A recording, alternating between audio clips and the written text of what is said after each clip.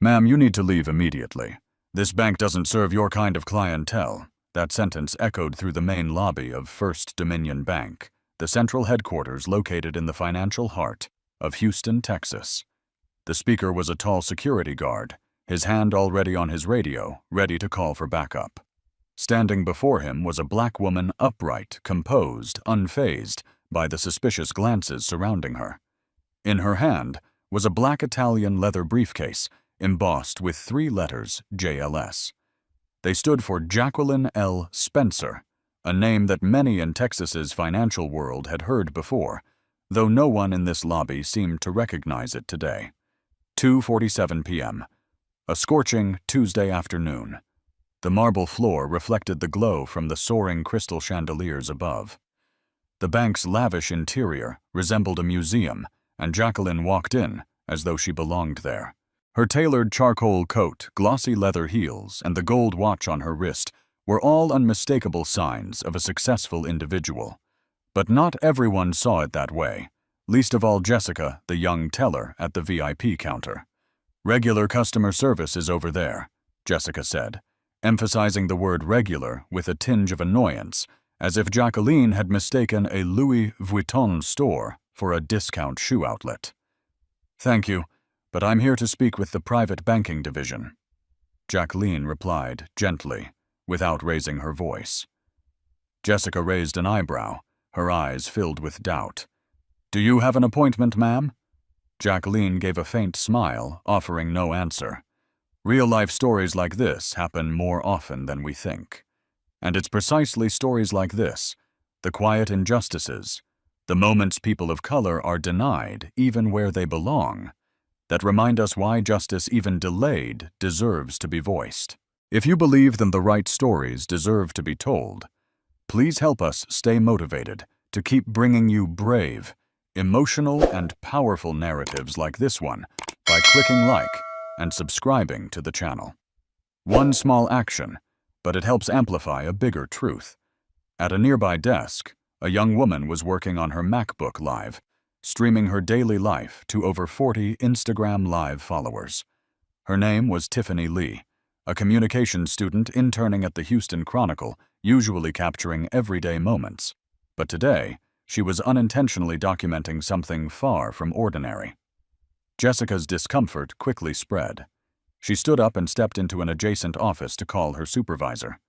Not long after Bradley Knox, the assistant branch manager, appeared. A white man around 35, his dress shirt perfectly pressed, his side-parted hair styled as if he had just stepped out of a bank commercial photo shoot. "What's going on here?" Bradley asked loudly, deliberately projecting so other customers could hear. "Nothing at all," Jacqueline answered calmly. "I simply requested access to premium banking services." Bradley folded his arms, a smug grin on his face. "Are you sure you're in the right place? This area is for VIP clients. You're aware of that?" "Right." Tiffany glanced at her phone. The viewer count was surging from 47 to 126. Comments started pouring in. "This is 2025, not 1965, right? Keep filming. This is about to blow up." Jacqueline opened her briefcase and gently placed it on the marble counter. The subtle click of the latch sounded like a signal, the quiet prelude to a brewing battle. "Could you clarify the requirements for using these services?" she asked. Bradley scoffed. "We require clients to have assets over $250,000 and must be able to show proof of income, legal income, of course." A slight but sharp insinuation. Tiffany held her breath and adjusted her camera angle. Viewer count now at 352.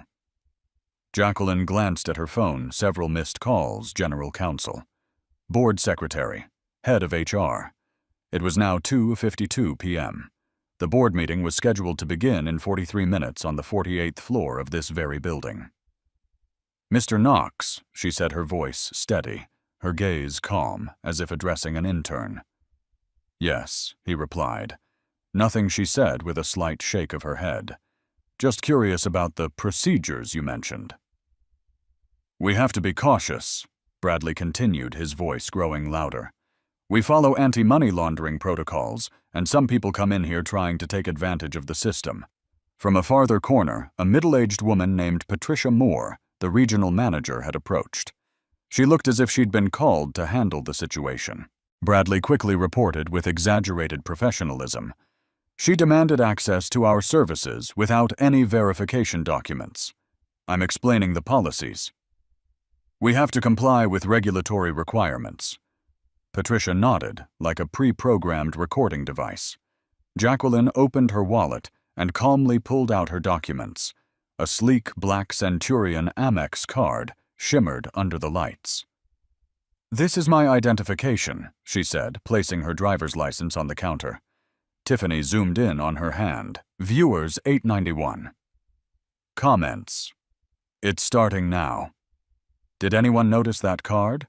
Total CEO vibes.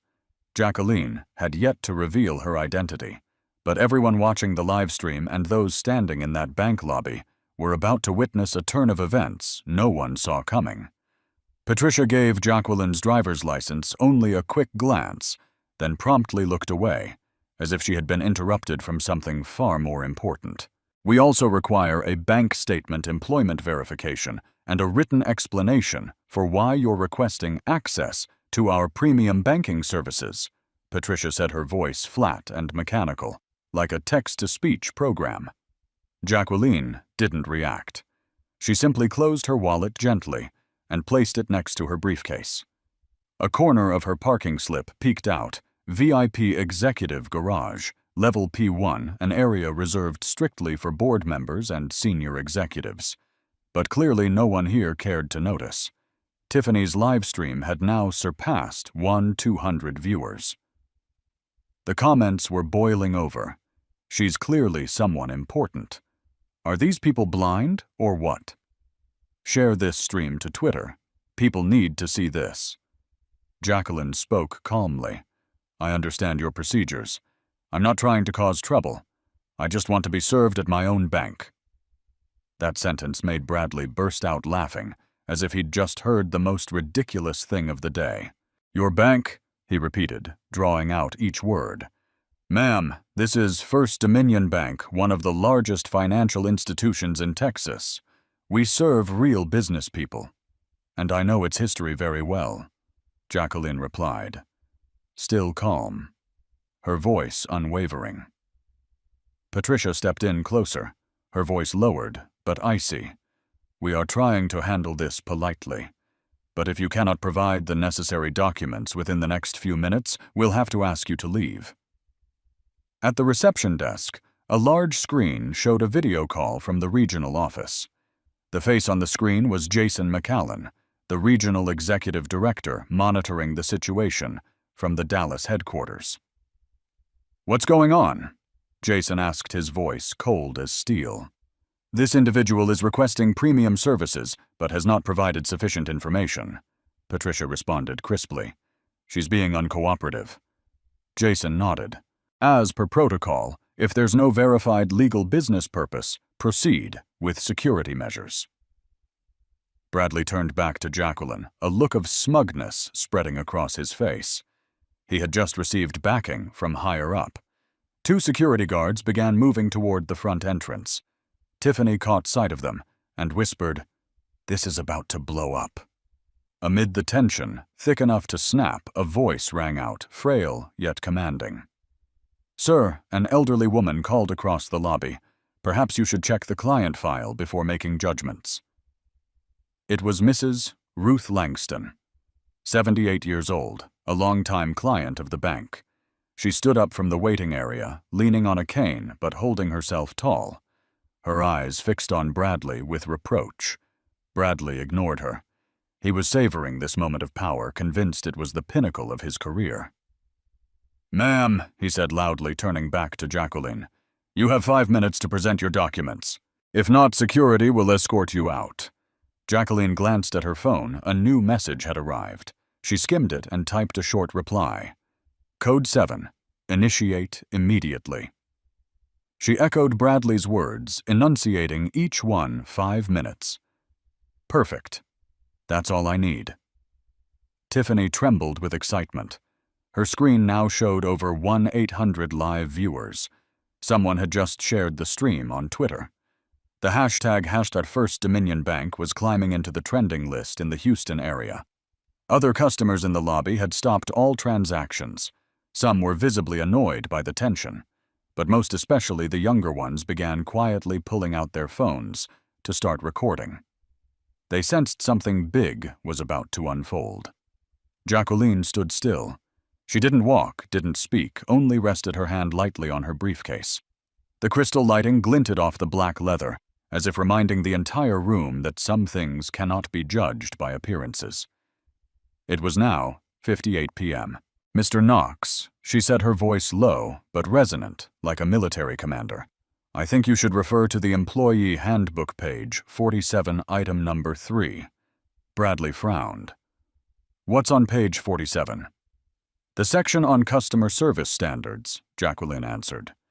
"Specifically the part requiring all staff to treat every customer with respect and dignity. I am respecting you." Bradley snapped back, but his voice was starting to crack. "Are you really?" Jacqueline asked, locking eyes with him. That question cut through the lobby like a blade. It didn't need to be loud. It was enough to stop everyone from breathing. Tiffany clutched her phone tighter. She could feel something was about to explode. "Security!" Bradley shouted, his face red. "Remove this woman from the bank immediately!" The two security guards took a few more steps forward, though their eyes now showed hesitation. Marcus Dean, head of security, had worked here for 18 years, and he stared at Jacqueline intently. Something wasn't right. Too calm. Too composed. And that look not the look of a con artist. Instagram Live viewership had now crossed 2,400. "Yo, does anyone know who she is? That briefcase looks like something from the executive suite. Check it. She might actually be someone powerful." At that same moment, Mrs. Ruth slowly moved closer, cane in hand, but fire in her eyes. "Young man," she said to Bradley, "if my husband, who founded this bank's first branch, were still alive, he would be ashamed of how you're treating a customer like this." But Bradley still refused to stop. 3 minutes, he shouted. 3 minutes. Left, Jacqueline looked at him, then at her watch. Just then, a new message flashed on her phone: Executive Response Team, ETA 5MN. Jacqueline gave a slight nod. 2 minutes, Bradley Knox shouted, as if orchestrating a takedown operation rather than conducting a customer service interaction. The atmosphere inside First Dominion Bank's grand lobby tightened, nearly suffocating with tension. Jacqueline L. Spencer did not move. She stood still like an ancient tree in a storm, her hand resting on the leather briefcase. Every breath she took was slow and controlled, every motion calculated. On Tiffany Lee's phone screen, the live stream had hit 3,182 viewers. Comments poured in non-stop. "She knows exactly what she's doing. This woman is not ordinary." "Great angle, Tiffany. Don't stop filming. Someone check the name on the briefcase. JLS. Google it. Now." At that moment, Jacqueline gently opened her briefcase. The sound was nearly imperceptible, yet every eye was locked on her movements. Inside were neatly arranged documents, a slim tablet, several cards, and one finely designed business card placed at the top. Without a word, she took the card, turned it face up, and slid it smoothly across the marble counter right in front of Bradley. Bradley glanced at it, but didn't bother picking it up. "Anyone can get cards printed these days." He snorted. "That proves nothing." Tiffany, now closer than ever, zoomed in on the card. And then the words became crystal clear on the phones of thousands watching live. Dr. Jacqueline L. Spencer, Chief Executive Officer, First Dominion Bank. The shockwave spread like a silent explosion. Patricia Moore, the regional manager, turned pale. Her eyes locked onto the card, then back at Jacqueline, as if her brain was scrambling to verify her entire reality. "No. No way," Patricia stammered. "That can't be. Can't it?" Jacqueline replied, her voice as soft as a breeze, but sharp as silk-bladed steel. 2:59 p.m. On the large screen near the reception desk, Jason McAllen, the regional executive, was visibly unraveling. Someone at headquarters had whispered something into his ear, and now he looked visibly shaken, wrestling with his thoughts. Head of Security, Marcus Dean, had now fully realized who was standing before him. He raised his radio. "Security Command, this is Dean. Confirming Dr. Jacqueline Spencer is present in the main lobby." On the other end, a clear female voice responded. Ellen Roth. "Chief of Staff at First Dominion, the second most powerful person in the organization. After the CEO emergency directive, all staff stand down. Initiate Level 1 coordination protocol. Suspend all security operations immediately." Marcus lowered the radio and walked quickly to Jacqueline's side. For the first time that day, he bowed his head. "Our sincerest apologies, Dr. Spencer." Bradley had just shouted "one" when he froze upon seeing Marcus standing in front of him. His expression grave. "What are you doing?" Bradley asked, voice rising. "I'm stopping you from making another mistake," Marcus replied firmly. "Order from executive leadership. Order." "Who even is she?" Bradley yelled, still unwilling to believe what was unfolding. Jacqueline calmly retrieved the tablet from her briefcase. A quick fingerprint scan, and the screen lit up. The First Dominion executive portal appeared. Real-time financial dashboards, board meeting schedules, federal compliance reports, and the user ID J. Spencer at firstdominionhq.com. Role CEO. Tiffany held her breath. She zoomed in with her phone. Livestream viewers shot up 156. OMG, Google her people. Jacqueline Spencer is the actual CEO. They just tried to kick out their own CEO. This is going down in history. The bank lobby fell into complete silence. Even the older customers, usually indifferent to social media, looked up, sensing the storm sweeping through. Bradley's face turned to stone. Sweat formed on his forehead, his lips trembling. At that moment, the main doors of the bank opened. 3 individuals in black suits walked in their steps, sharp and silent, like a special operations unit. Leading the group was Ellen Roth, followed by Maria Lannan, General Counsel, and James Carter, Chief Compliance Officer. The trio marched straight toward Jacqueline. Dr. Spencer. Ellen said clearly, her tone calm but commanding. "We apologize for the delay. The board meeting will be relocated to the 48th floor conference room in a few minutes." Bradley stood there with his mouth agape. He looked around as if searching for an invisible exit. Patricia stood frozen, speechless. Mrs. Ruth Langston, the elderly client, slowly approached Jacqueline and gently said, "Child, in 40 years banking. Here, I've never seen a reversal like this. You made me proud today."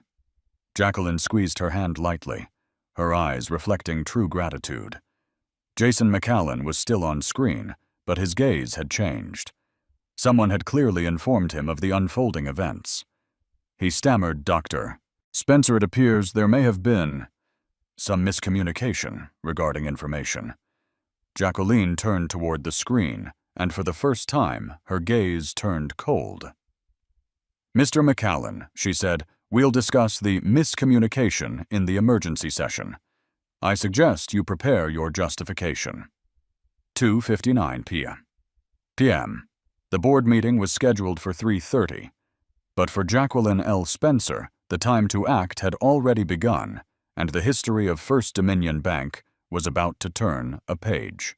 3:12 p.m. The main lobby of First Dominion Bank felt frozen in time. Every eye was fixed on the tablet in Dr. Jacqueline L. Spencer's hand, where the screen clearly displayed the bank's executive management portal, along with the verification line, "Jacqueline Spencer, Chief Executive Officer, active session." A chill ran down Bradley Knox's spine. That name was real. There was no denying it anymore. All the insults, the condescension, the performative authority had just come crashing down upon the very woman who ran this bank. At the same time, Tiffany's live stream had surpassed 5,000 viewers. Comments flooded in. "I'm screen recording this. Don't let this get lost." They just kicked out the CEO of her own bank. This is history. I love how she didn't get angry. She let the truth speak for itself. Marcus Dean, head of security, stood between Jacqueline and the offending employees. His eyes now showed no doubt, only respect. The main doors opened once more. 3 individuals in black attire entered, exuding the presence of people who weren't here to negotiate. Maria Lane, General Counsel, immediately began documenting everything with a tablet linked directly to the internal surveillance system. She scanned the lobby, then turned to Marcus. "Can you confirm this location has full camera coverage and audio?" "Yes. Continuous HD recording stored for 90 days with audio," Marcus replied firmly. "Perfect." Maria nodded. "We'll need a full data extract from the last 45 minutes, including employee names. POS login times all conversations and ambient audio." Bradley stood frozen, his body rigid, as if he'd just heard the first lines of his indictment. He glanced at Patricia Moore, the regional manager, who now looked as though she'd just been dragged into the light after years in the shadows. Patricia shakily approached Jacqueline, her voice noticeably softer. "Dr. Spencer, it seems there's been a misunderstanding. We were just trying to follow procedure." Jacqueline turned fully to face her. "What procedure instructs staff to call security on a customer asking to be served? We were concerned about suspicious activity," Patricia stammered. "And what exactly made you consider my presence suspicious?" The question rang out like cold steel. No need to raise her voice, everyone in the lobby heard it. Patricia couldn't respond. She hesitated, swallowing hard. There is no procedure that justifies risk assessment based on skin color and gender. Jacqueline placed the tablet on the counter, swiping several times to bring up new data. She called out James Carter. James, the chief compliance officer, stepped forward. "Yes, ma'am." "Read me the discrimination complaint figures from the past 6 months." James opened the file. "Yes, since January, the bank has received 82 complaints of discrimination across branches. Of those, 34 were from this location. Specifically, 17 named Bradley Knox as the employee who refused service or demanded proof of legal income without cause." The lobby went silent. Jacqueline, knotted eyes locked on Bradley. "So I'm not the first." Bradley was drenched in sweat. His lips parted as if to speak, but no words came out. Jacqueline turned to Patricia Ms. Moore. "In your 12 years as a regional manager, have you ever asked a white client to explain their legal income when requesting premium services?" Patricia remained silent. "Never have you," Jacqueline answered for her. "No need to reply. I have the data." Patricia's face turned ghostly pale. 3:19 p.m. This had gone beyond a misunderstanding. This was now an organizational crisis. Jason McAllen's face remained on the video call, but his earlier confidence had evaporated. After hearing all the data just presented, he spoke, voice weakened. "Dr. Spencer, it appears we may need to handle this internally." Jacqueline cut in calmly but firmly. "Mr. McAllen, we'll handle this comprehensively and internally, starting with postponing the board meeting to 4 p.m. and converting it into an emergency session with full attendance from executive, legal, and internal control divisions." She picked up her tablet and sent a brief message. "Board meeting moved to 4 p.m. Emergency session." Mandatory attendance. Tiffany from a distance nearly gasped. Her viewer count now sat at 6,700 and rising. A few reporters had already started messaging her requesting permission to use the live stream footage. "I've never seen a crisis handled this professionally. She doesn't need to yell just facts and truth. Someone please tell me this CEO had military training. Every move feels like a battle tactic." At that moment, Marcus Dean turned to Jacqueline. "Dr. Spencer, would you like me to escort the involved individuals to the conference room?" Jacqueline nodded. "Yes, Mr. Knox and Ms. Moore will attend the session. They'll need to explain their procedures, in front of the full board. Bradley nearly collapsed.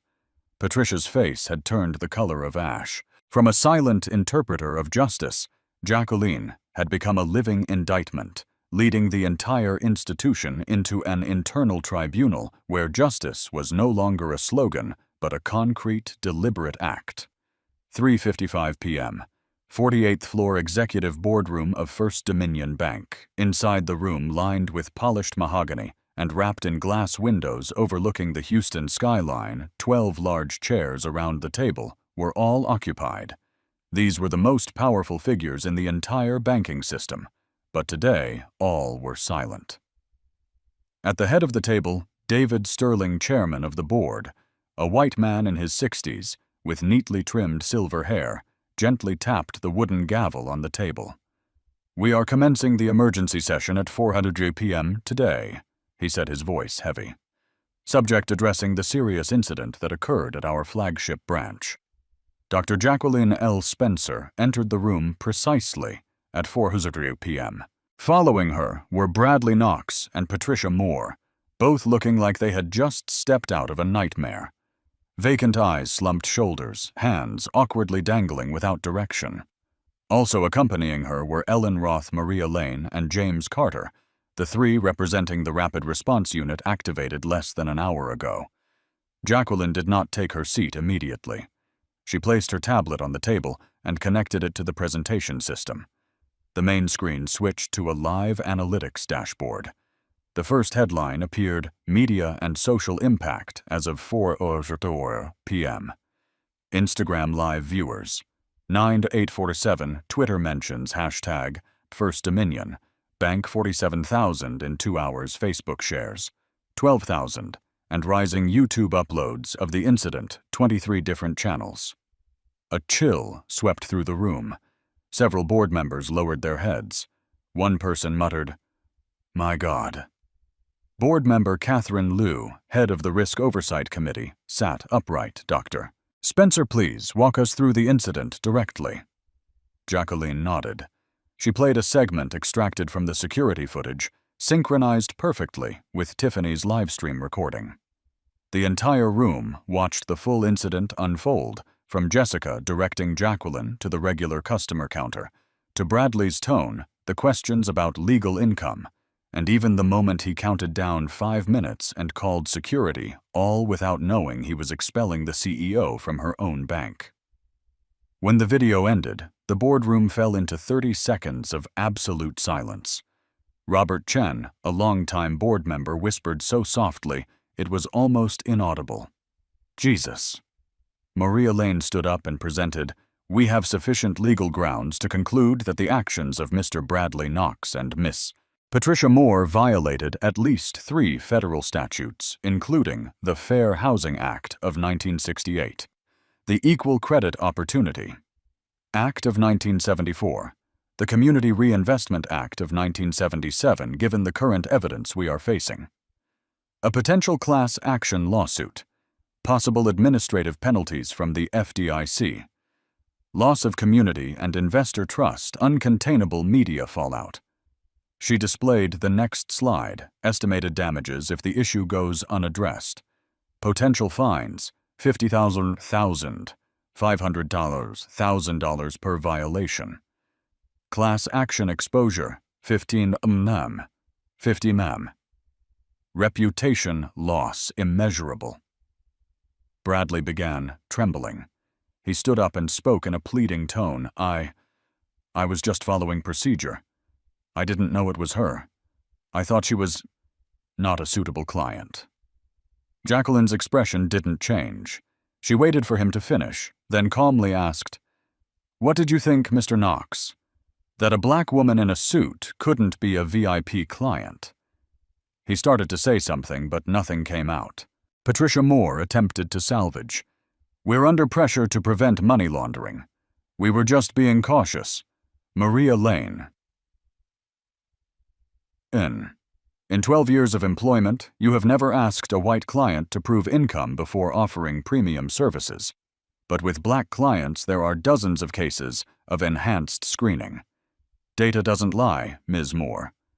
James Carter displayed the next statistical chart: average service time, white clients, 4.2 minutes, black clients, 12.7 minutes, requests for additional documentation. White clients, 47%, black clients, 83%. Time security was called for suspicious behavior in the past 12 months. What's total incidents, 67. Of those involving black clients, 59. The boardroom was no longer a discussion space, it had become the courtroom of the institution itself. Jacqueline turned to David Sterling, the chairman of the board. "We're facing a historic decision. Either we acknowledge that racism is embedded in our organizational culture, or we rebuild from the ground up." Sterling nodded. "Dr. Spencer, what do you propose?" Jacqueline didn't hesitate. "3 options. Deny, handle it internally, hope the storm passes. Minimize, fire a few people. Offer retraining, issue a public apology. Reform entirely. Rewrite the corporate culture, overhaul procedures, invest in equity." She looked at each board member, then said, "This wasn't a mistake. It was a symptom of a systemic culture. And if we don't uproot it, it will happen again." Catherine Liu straightened. "I vote for option 3. One by one, hands were raised. When it came to the final vote, Chairman Sterling, he nodded, "I agree. The board is unanimous. 12-0. Full reform. No opposition." 4:38 p.m. A bank had just officially entered a new era, not with a press release, but with the courage to face the truth. 4:45 p.m. Inside the executive boardroom on the 48th floor of First Dominion Bank, a decision had been made. 12 hands raised a unanimous vote for full reform. But for Dr. Jacqueline L. Spencer, this was only the beginning. She stood up, opened her leather briefcase, and for the first time that day, revealed its full contents. Everything was arranged with chilling precision.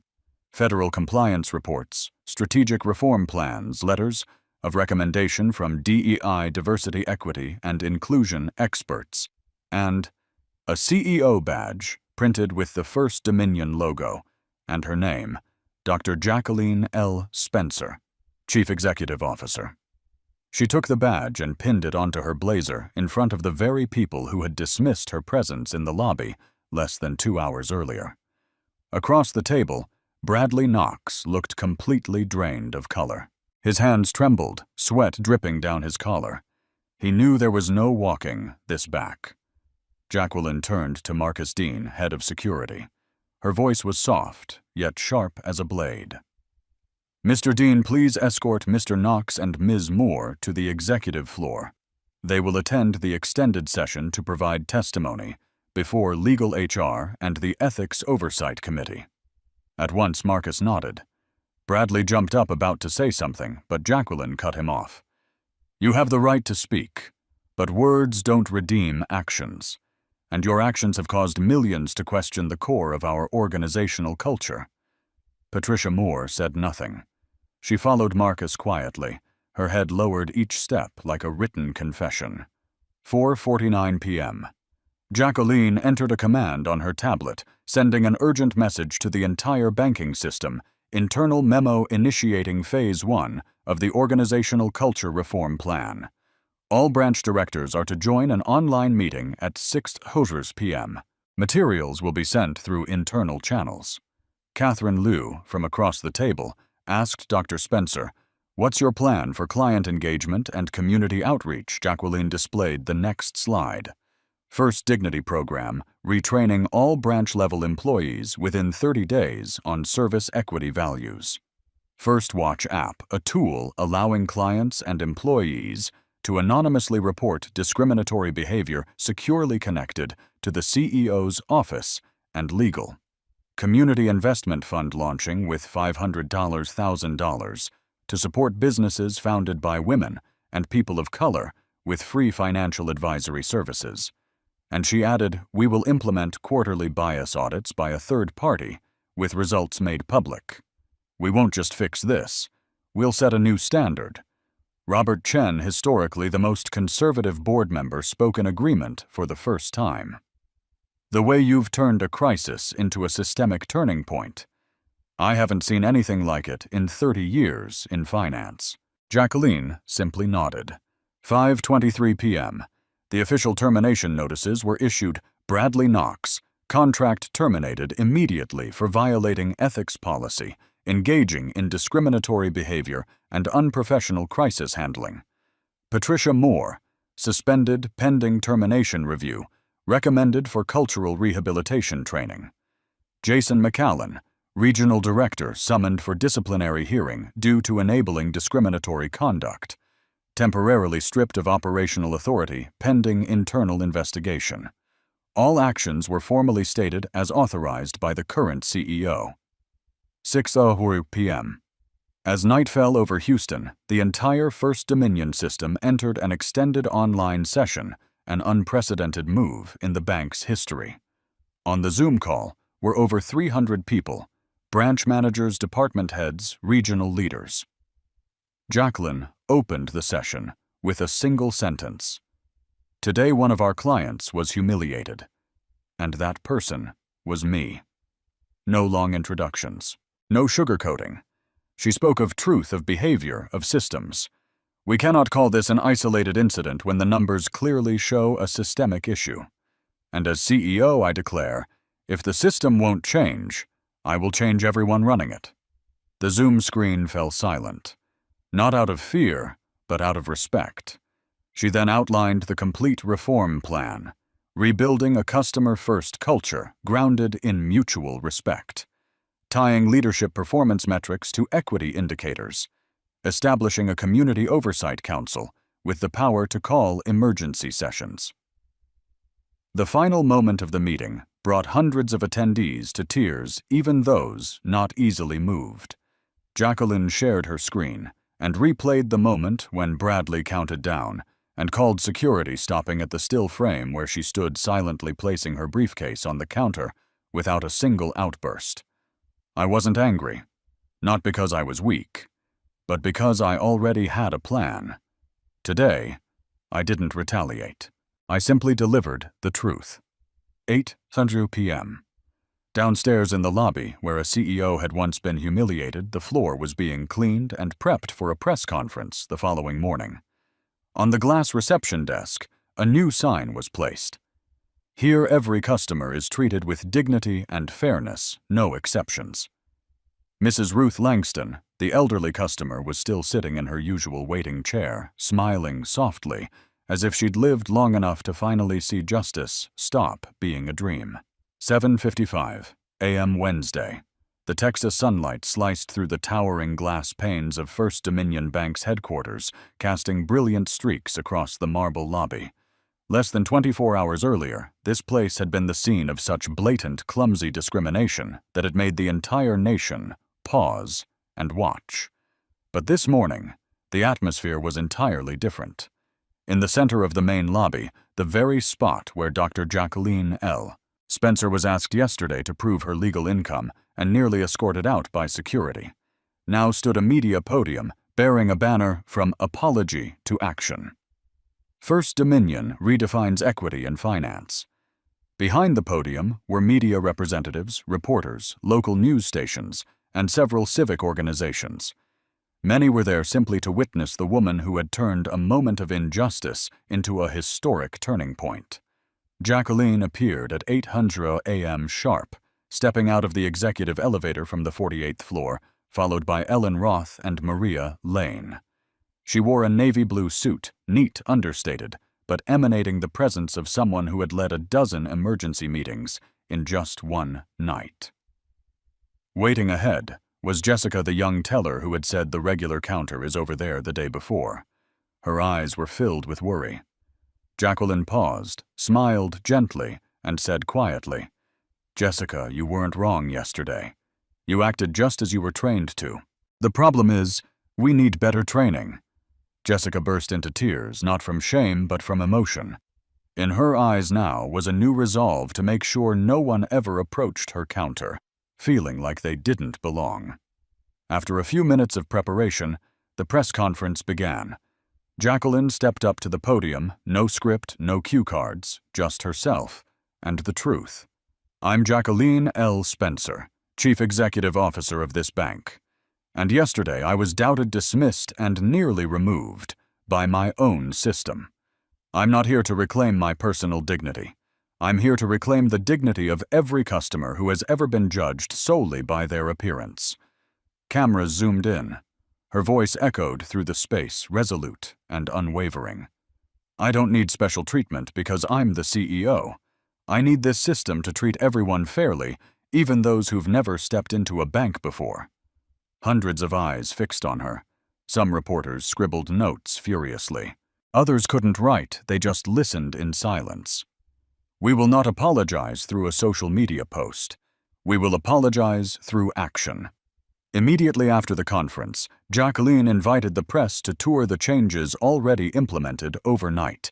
The Customer Experience Observation Unit had been deployed to major branches, dressed in neutral uniforms, unarmed, tasked solely with observing how clients are treated.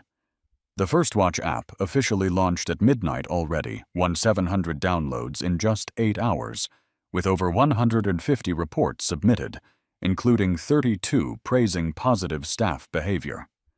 The message, "Dignity has no exception," was printed and posted at every branch, directly behind the teller desks, in English, Spanish, and Vietnamese, ensuring every community felt welcome. 9:15 a.m. As the media packed up, Jacqueline walked to the VIP lounge where Mrs. Ruth Langston had been waiting since early morning, like a loyal witness to history. "You came early." Jacqueline smiled. "You think I'd miss this?" Ruth grinned. "My husband helped build the first branch of this bank. But yesterday, I saw who's really building its future." Jacqueline sat beside her and gently took her hand. "You know, Ruth, sometimes what we need most isn't power. It's someone willing to stand still in silence, with truth on their side." Ruth nodded, her aged eyes glowing with trust. "You've made me believe in this bank again." On social media, Tiffany Lee, the woman who had inadvertently captured the historic live stream, posted a photo of Jacqueline standing at the podium with the caption, "Yesterday they called her unqualified. Today she's rewriting the rules of an entire industry." The post garnered 38,000 shares in 6 hours. Tiffany's follower count surged past 110,000, and she was officially invited to become a community correspondent for Houston Local 9. 10:00 a.m. At the internal morning meeting, Jacqueline announced a new initiative. "We will host monthly community forums open to all clients to hear what the banking system cannot say for itself." Because change doesn't come from the boardroom. It comes from the voices we've ignored.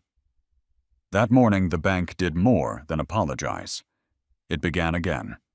It did what most powerful institutions fear: admitted it was wrong and got to work fixing it. But the most beautiful moment wasn't the reform itself. It was when Jacqueline walked out of the lobby, smiling at every staff member and every customer, as if everyone was VIP. No income proof required, no expensive suit needed, just humanity. 11:00 a.m. same day. Executive Office, 48th floor. Soft light streamed through the massive glass windows, bathing the walnut desk, where Dr. Jacqueline L. Spencer sat, her fingers gliding across her tablet screen. On the screen was a real-time data dashboard showing community feedback. Reports submitted through the First Watch app were coming in constantly just overnight. Over 300 submissions had been logged. Among them, 78% were positive feedback about newly trained frontline staff. 12% flagged areas needing improvement. 10% were emotional testimonials from customers who had previously faced discrimination. One report was tagged. Important, from a longtime customer named Aisha Reynolds, a black nurse who had banked with First Dominion for 15 years. "I was once denied a business account for lack of strong credit history, despite bringing full accounting documents. Today, I returned to the same branch. I was greeted, kindly called by name, invited to sit, and treated without suspicion. I cried from the emotion. Jacqueline set the tablet down. Her eyes lifted, seeing not numbers, but real people behind every data point. 11:15 a.m. A call came through from the Texas State Banking Oversight Committee. Spencer came the voice of a middle-aged man through the speaker. "This is Christopher Mahoney, Deputy Director of the committee." "Good morning, Mr. Mahoney," Jacqueline replied, steady and composed. "We wanted to commend First Dominion for your swift and comprehensive response. We've received over 50 letters from customers in just 24 hours, all confirming that the change feels genuine, not performative." "Thank you," Jacqueline said, "but we've only taken the first few steps." "And you've taken them in the right direction," Mahoney affirmed. "We will postpone the scheduled administrative review and instead propose First Dominion as a participant in the Community Equity Banking Pilot Program, where your reform policies will be monitored as a model." Jacqueline smiled. A small beam of light, but a real one. 12:30 p.m. Executive Dining Room, 47th floor. Key members of the reform team: Ellen Roth, Maria Lena, James Carter, and HR representatives gathered around the table. Jacqueline entered, carrying a printed copy of the 90-day implementation roadmap. On the board, Weeks 1-2, Emergency Training for all frontline employees, Weeks 3-6, Establish Community Advisory Councils in major cities, Weeks 7-8, Launch No Bias at the Door program, Evaluating unconscious staff behaviors. Weeks 9-10, Conduct First, Third-Party Audit, Weeks 11-12, Publish Full Transparency Report on Bank's official website. Ellen looked up. "You really plan to put all of this online?" Jacqueline nodded. "If it's not public, it's not reform. It's cover-up." Maria chuckled, a rare gesture. "You're making me rethink what leadership really means." That afternoon in Southside Houston, a small group gathered in a local community center when the bank's representatives arrived. Leading the group was Clarence Boone, a retired pastor and financial justice advocate. "Is she here yet?" he asked. An employee smiled. "She didn't send a rep. She's coming herself." A few minutes later, Jacqueline walked in, no entourage, no fanfare. Clarence stood gripping her hand firmly. "Dr. Spencer, the woman this whole country is talking about." Jacqueline smiled. "I'm not here to talk. I'm here to listen."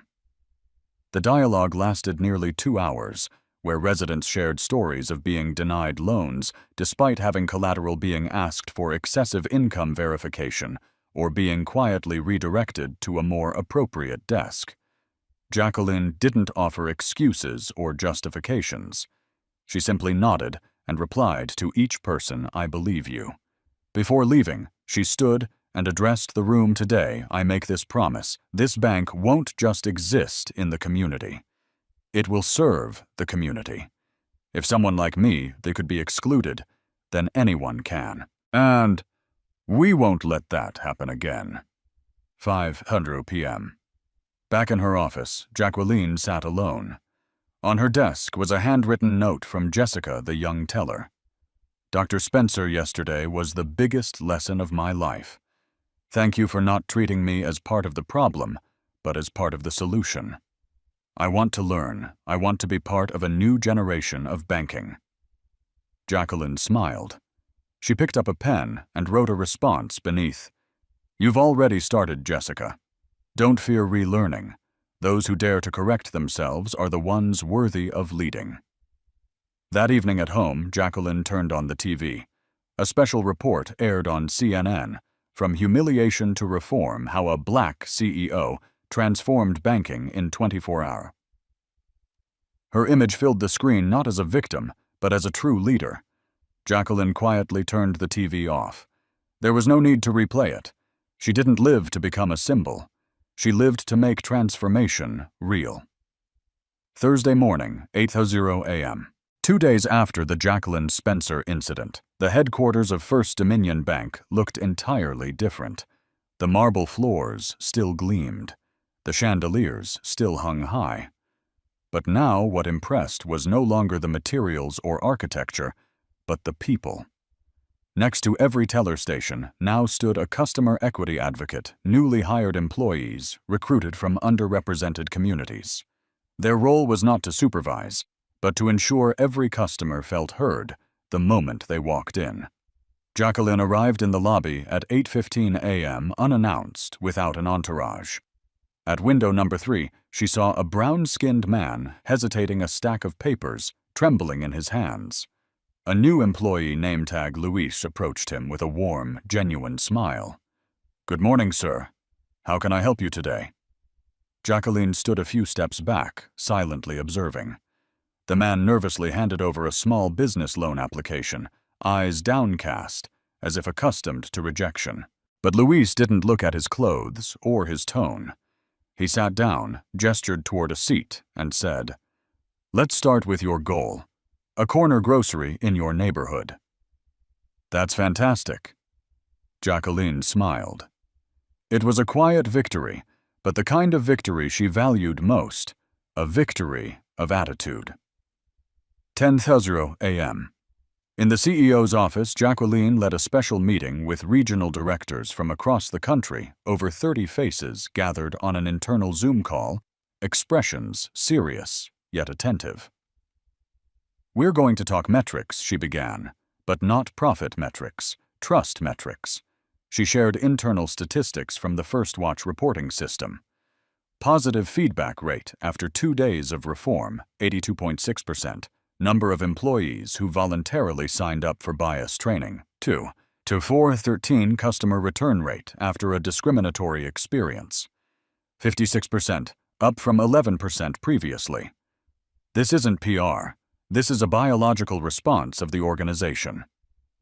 Jacqueline said, looking each face in the eye through the screen. "We thought customers would turn away because of the scandal. But they didn't turn away. They came back when they saw us own our mistakes and change." A director from Seattle raised his hand. "I had a white client ask why we're prioritizing equity over speed. I told him, because fast service without fairness is just a band-aid over a societal fracture." Heads nodded across the board. Jacqueline smiled to herself. This was the culture she had long envisioned. That afternoon, 3:30 p.m., Jacqueline received a private call from the Federal Community Advisory Board. The chairwoman, Dr. Alicia Monroe, a veteran policy expert in finance and social equity, was calling to confirm an invitation. "We'd like to formally invite you to serve as policy advisor on financial equity to the Federal Council, helping develop new industry-wide banking standards." Jacqueline paused for a few seconds. Not from hesitation, but from emotion. "I never thought. One day someone would ask me to help write the rules, after I myself was once questioned for even having the right to be served." Dr. Monroe replied calmly, "That's exactly why we need you. You don't speak of equity from theory. You've walked through it in your own skin." 5:00 p.m. While most employees were preparing to head home, Jacqueline held a private internal meeting for employees who had once been underestimated, judged by first impressions. She invited Jessica Luis, an Asian American employee named Hannah, a transgender staff member named Elijah, and even Marcus Dean, the head of security, who had once failed to recognize her as CEO. "None of you are perfect," Jacqueline began, "but you are the embodiment of what's changing here. And I want you to join the Reform Advisory Team, not because of your degrees, but because you understand silence, discomfort, and the anger that has no voice." Everyone was moved. Marcus spoke slowly. "I've worked in security for 23 years. But yesterday I learned discipline isn't enough to create justice if we lack awareness." That night, in her private apartment on the 32nd floor of a high-rise building, Jacqueline sat alone with a cup of herbal tea. No more meeting lights, no more keyboard clicks, just her and the gentle stillness of the evening. She opened her laptop and began typing the first line of her keynote for the upcoming National Banking Conference, "Equity is not a privilege. It's the bare minimum that any civilized system must guarantee to all its people. Below, she wrote, "If I, a black woman, CEO of a bank, can still be kicked out of the very institution I lead, what does that say about those who hold no power at all?" She paused. No need to write more. Her story had already written itself. On Tiffany's Instagram, a new caption had just gone up. "I once filmed a CEO being humiliated.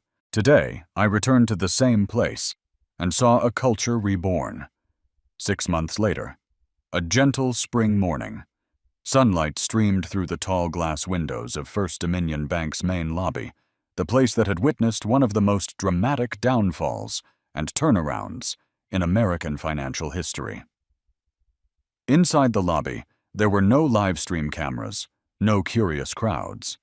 Yet everything still carried a strange sense of reverence.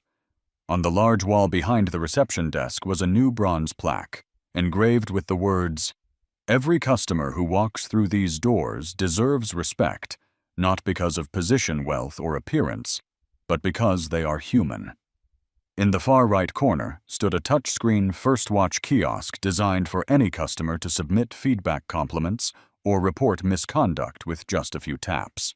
Next to it hung a black and white photograph of Jacqueline Spencer standing at the press podium with a short caption, "The woman who turned humiliation into reform."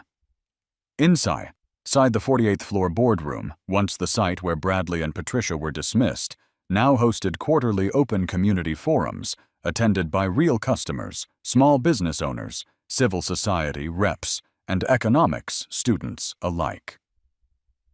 Today's topic: how does an organization never forget who it exists for? Jacqueline sat beside Ruth Langston, the 79-year-old woman who had witnessed the original incident from the lobby bench. Ruth now served as honorary advisor to the Customer Ethics Council, a role Jacqueline personally offered her. "You know," Ruth said, gazing down through the glass at the lobby below, "in my whole life I never thought I'd see a bank apologize to a customer, let alone to an old woman like me." Jacqueline smiled. "We don't need perfect banks. We need people willing to learn from their mistakes." Across the entire First Dominion system, all 186 branches had completed mandatory unconscious bias training, 40 hours per employee. According to an independent survey by the National Institute of Financial Services, customer satisfaction had increased 127% year over year. The highest growth came from customers who had historically been least trusted people of color, transgender clients, immigrants, and the elderly. Business account openings for women and minority-owned businesses had risen 89% following the launch of the Community Investment Fund. And perhaps the most surprising success, staff turnover, dropped by 76%, a figure most organizations could only dream of in the post-pandemic world. No one was forced to stay. They stayed because they saw a system willing to correct itself. Meanwhile, Jacqueline Spencer had been invited to speak at over 40 conferences on banking finance leadership and social justice across the U.S., from Stanford University to the Brookings Institute. But her most acclaimed speech was at the annual conference of the American Bankers Association, titled "From Hallway to Boardroom: A Journey Back to the Place That Once Rejected Me." In that speech, she said, "Equity is not an excuse to silence mistakes. It's the reason to begin again, stronger, truer, and more just. I don't ask for forgiveness for what my staff did that day. I ask to be judged not only by how I was treated, but by how we responded afterward." The hall rose to a standing ovation. Even industry rivals and investors admitted she had redefined what leadership meant. Bradley Knox, the man who once shouted 5 minutes in the lobby, had completed the 6-month Community Awareness Rehabilitation Program, a concept Jacqueline herself initiated. He now worked at a nonprofit in New Orleans, helping individuals who had faced financial discrimination access loans and understand their rights. In a video testimonial produced by the organization, Bradley looked directly into the camera. "I'm not proud of my past. But if Dr. Spencer could forgive me, then I have no excuse not to relearn how to be human. Tiffany Lee, the student who had accidentally live-streamed the original event, was now a community journalist for a major news network. Her Instagram had nearly 1 million followers, but the thing she was proudest of wasn't the number. It was a handwritten letter from Jacqueline, which read, "Sometimes you don't know. You're recording history. Until history. Thanks you for not putting the camera down." And then, one day, a 9-year-old girl named Naomi came into the bank with her mother, carrying a pink piggy bank. She placed it on the counter shyly. "I want to open a savings account." The teller leaned down, smiling. "What's your name, sweetheart?" "Naomi Spencer." The teller looked up, surprised. "Are you related to CEO Spencer?" "She's my mom." Naomi said, her eyes shining like stars. The teller nodded gently. "Then today, we'll start this together, just like your mom helped start again for so many others." And that is how one woman, once escorted out of the very bank she ran, turned humiliation into legacy. A story that began with prejudice and ended with a system reborn through truth, courage, and the belief that one person may not change the world. But if they dare to stand still when everyone else turns away, they might just change the place that once turned away from them. And so Jacqueline Spencer's story comes to a close, from a CEO thrown out of her own bank to the woman who led an entire institution to transform from the roots up. If this story moved you, and if you haven't subscribed yet, now is the time. Hit like and subscribe so you won't miss more stories of justice, resilience, and hope like this one.